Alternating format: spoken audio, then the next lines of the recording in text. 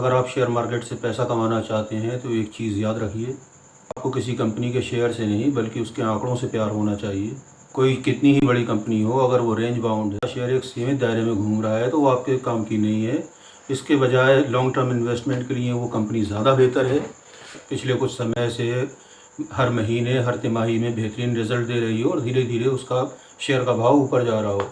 Long term investment के लिए वो शेयर सबसे बेहतर होते हैं जो लगातार धीमे धीमे ग्रोथ कर रहे हों, या अचानक उसमें किसी सरकारी पॉलिसी, किसी आंकड़े की वजह से या इन्वेस्टमेंट की वजह से, एफआईआई एक्टिविटी की वजह से उनमें अप ट्रेंड बन गया हो, स्विंग आ गया हो और वो लगातार बढ़ रहे हों।